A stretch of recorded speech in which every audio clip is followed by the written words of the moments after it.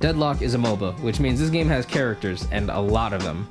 And they all do different things, using some different moves, and some of them feeling like they nearly insta-kill you. Oh, when you start, what the hell just happened there? when you start, yeah, what the fuck was that, bro? Well, others might make it feel impossible to kill any other characters. This game has some characters who have historically annoyed anyone who has ever played this game. Meanwhile, some others have just straight up broken the game right out their release.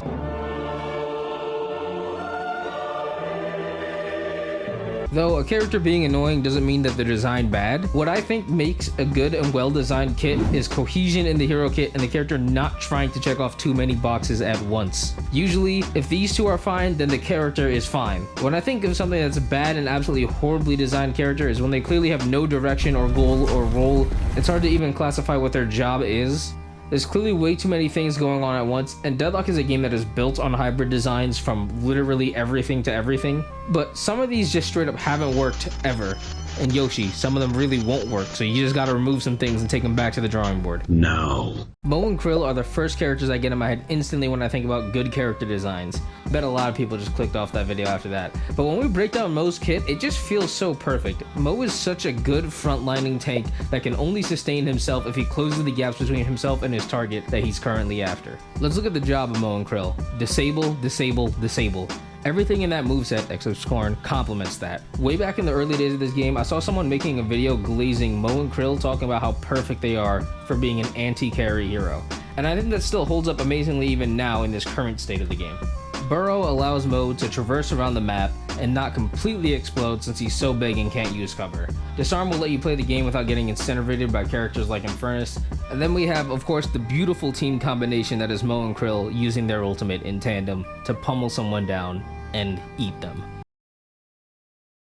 Mo has three main tools that either completely shut down enemy gameplay or just force away the resources from the enemy team so that way the other heroes can just go ahead and get done what they need to do. Now, Mo and Krill don't break the fatal flaw of just doing absolutely everything for you, because this character is actually full of weaknesses.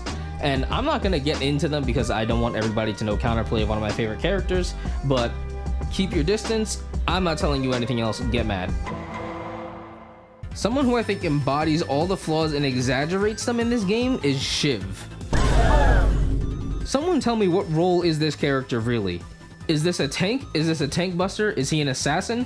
I've been playing this game since 2024 and I still don't know what Shiv's job is. Somehow Shiv is literally every role in the game but support. I have so many questions what we were thinking when we designed this character. Shiv not only has insane damage, insane poke potential, he can go up and one-shot a player, he literally stores damage and decides to take it later, and don't even think about looking at a hallway when this character is near one. Now, the flaws that I'm saying he exaggerates are Shiv literally has zero built-in counterplay. Just playing behind cover to avoid being knifed down isn't really built-in counterplay, it's just gaming fundamentals in any sort of shooter that you're gonna do against everyone. No matter what sort of weird changes they make to Shiv, he always lacks an identity as a character because he just has too many roles built in. Like, I don't know why this guy has Celeste movement while being a tank. And I feel like when people say that there's no identity for a character, it's usually a bad thing. But in this case, there's no identity because Shiv is just doing too many things. If I'm being quite honest, I think this is the worst designed hero in Deadlock, hands down. What I think Deadlock's biggest design problem is in its characters is there's a huge lack of built-in counterplay. And I need to be very specific, and everybody open your ears when I say this, because whenever I say this, somebody always misunderstands. I think Deadlock heroes 90% of the time are nearly uncounterable without buying items. So please do not tell me to go ahead and buy Spirit Res when I just said without buying items. Now, what I mean by this is if you don't have built-in iframes, you usually cannot dodge or avoid damage in any kind of way on a lot of characters. Thinking about this, there's characters you could adapt your playstyle tool without buying items and still get around. And a couple of examples of that are, for example, breaking grave skulls. You can jump over Lash's slam, dashing away from the Abrams charge. These are all characters where you can just make playstyle changes and not get deleted without buying a bunch of items to stop them. That you should 100% counter by Lash. The next character I have for good design, I might even just say the best design in this game, is Billy. This kit is so perfectly in tandem with itself. Unlike the other tanks in this game right now, Billy is a tank who is aware that he's supposed to be a tank and not someone who's just going to literally one-shot you. Billy's built-in counterplay is the beauty of the parry button. Honestly, just being aware of your surroundings in general will shut down like 90% of Billy's pressure, but everything about Billy's kit is so perfectly working with itself. When you're playing this character and you get into a fight and you land that perfect rising ram, bash down, blasted, bash down, ult pull, bash down combo, it feels like I'm playing a fighting game and it's so fun to play.